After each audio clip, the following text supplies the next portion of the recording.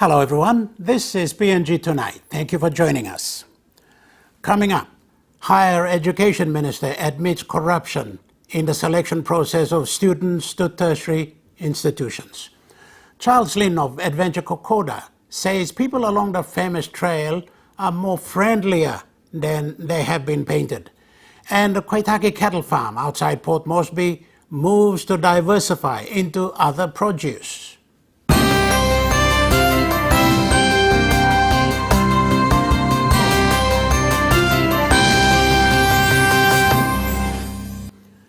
It's been quite a week for higher education as we count down to the start of the 2016 education year.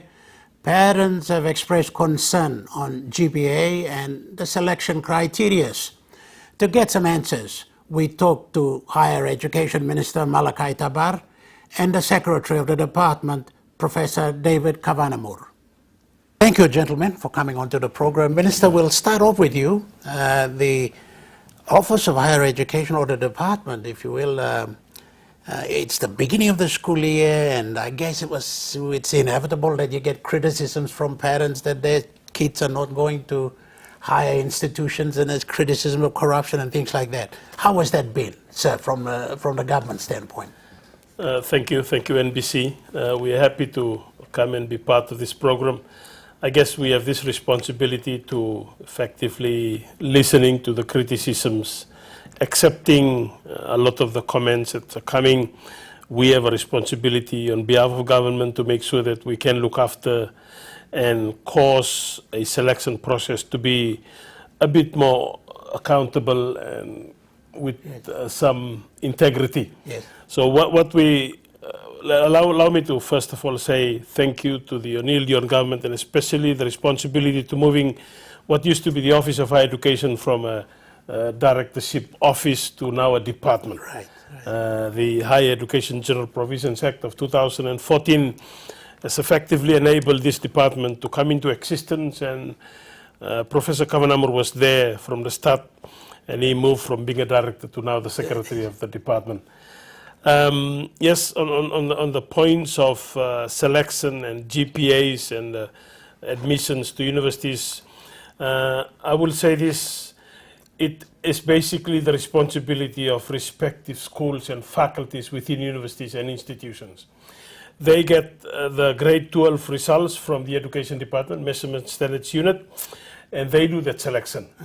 We effectively don't have anything to interfere with that selection. We facilitate it by congregating them, getting them into Holiday Inn or somewhere in our office, and we basically pass on the grade 12 results, and they select from those standard results. As governments, surely the concerns that are being expressed by parents is a concern to you as government. Yes, yeah. Yes, and Professor Kavanamur is going to give us an highlight. In 2013, they submitted to NEC for a national admission center or central admission center. This is where we ask the Education Department to give us the grade 12 results plus the school leaver forms a lot earlier than the selection time. So when the selection panel sits down, they have some input from us. Today there is no input from us. Okay. We are being blamed. We'll accept the blame for the time being. But is there corruption? There is. There is. Mr. Higgins and NBC, I'm not here to say that we have a perfect industry. I'm not here to say we are clean from all of this, and especially the competition has grown. People can talk about population growth. Government has a responsibility to make sure we need to educate all of our people. And we thank O'Neill Dion government again for that initiative from elementary to grade 12s. That is good, the TFF program. Unfortunately, as soon as we leave grade 12, the competition and the bottleneck is there. So we just need to make sure the best guys or students come through. There have been complaints to say the best has not been selected, the best is still here. There are issues with actually the cutoff point or the GPA for the respective schools is something that they determine. It's something from them. It has nothing to do with us. Also, the combination of subjects. Okay. And allow me to say this also, a lot of students have opted out of science subjects, especially full biology, chemistry, and physics. It's a pity because a lot of the programs, they would like to see some science, combination.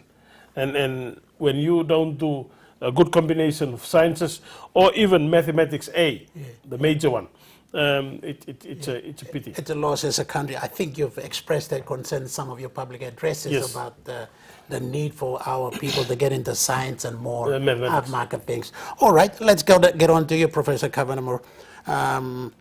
A new department, and you are the first secretary, the founding, if you will.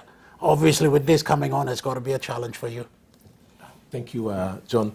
We have, in terms of policy reforms, we are on the right track. Okay. We have reformed the office to a department, which means that higher education is now on the national policy agenda. And the only government has always prioritized higher education since 2012. Right. So we've had a very good run since 2012. It's only in 2016 where the national scholarships budget was cut, and hence a lot of issues have come out. Okay. Those issues are to be expected because the number of grade 12s jumped from last year's 21,000 to 23,000. Okay. And with the proposal, which the minister has made a statement very clearly, a stand in terms of the removal of grade 8 and grade 12, grade 10 exams, that will create a bubble of about 48,000 grade 12 students coming through from 2017 onwards. Okay. So we are at the point where we've reached a saturation point. And so the issues that are being raised by stakeholders are valid points. And so therefore they will usher in the next round of reforms. To the higher education sector, moving the higher education sector away from it being pegged on government scholarship, because that has always been acting as a gatekeeper in terms of quota, in terms of numbers, in terms of limited capacity for institutions to expand beyond their original design mechanisms towards a market-driven higher education sector. Okay. Budget cuts, 40 million. Now, 40 million for 2016. Is that the amount? Comfortable with that or more? We received 66 million last year. 8 million of that went to the Divine Word University, and we were given 58 million. Okay. And so, but this year we were given about 37 million. The balance of about 8 million or so will go to Divine Word University, and we are left with 28 million. Okay. That 28 million is only sufficient for new intakes of about 4,700 students. And then you're left with 7,400 continuing students. Yes. That's the amount that we are looking for. Not enough, is it? Not enough. And, well, you know, somebody's got to pay, so it's either the parents or the government. Sure. And in this case, who is? Is the parents going to fork some money or government? Yes. All right. What about space? Have we got enough institutions and enough space in higher? In the last 3 years, since Minister came in, he's given accreditation to a number of new institutions who were there before but were not given accreditation. Okay. So you have IBS, the Institute of Business Studies, and you have International Training Institute, the ITI, IBBM, Jubilee Institute of Higher Learning, CLTC. So there is space. So, well, every measure has been taken to expand capacity. Beyond the universities. Okay. But you must not forget that at the moment we are only responsible for 6 universities. Yes. The colleges, in terms of technical colleges, business colleges, nursing colleges, are all within the domain of and the jurisdiction of the Department of Education up to this point. All right. You, as a departmental head, you facilitate, in fact, in the selection thing, perhaps you're not involved in it, but the issue of parents that beginning only no go space corruption that also a concern with well, this year was particularly difficult because the national selectors went to the selections room knowing very well that there was only 28 million that was allocated, and so that influenced the quota. But that's why I'm saying that in the future going forward, higher education policy should not be pegged to the declining government scholarship.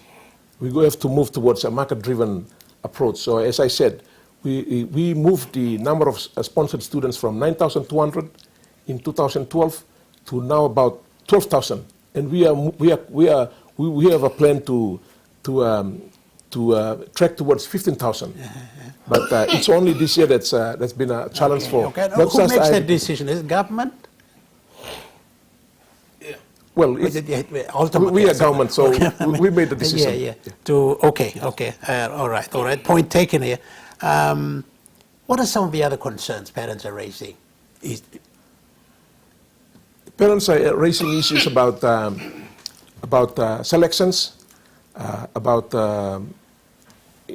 that their child who has appropriate GPAs but not having a place, issues of value judgments in selections, and those are issues that have always been raised over the years. Okay.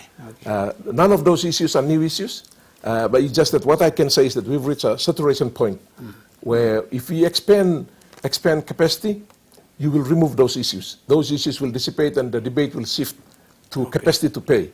So at the moment, it's all about whether the selections criteria is correct or not, and so on and so forth. But in the future, once we lower GPAs for new intakes and we lower the GPAs for continuing students, so that your output all of a sudden jumps, and government is now all of a sudden graduating more students, then the issue will shift to some other issues, for example, capacity to pay.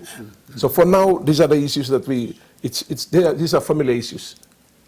All right, gentlemen, I think the point is made here. Minister and Secretary, thank you for coming on to the program. Okay. Higher Education Minister Malachi Tabar and Secretary of the Department, Professor David Kavanagh. Stay with us for more on the Kokoda Trail after the break.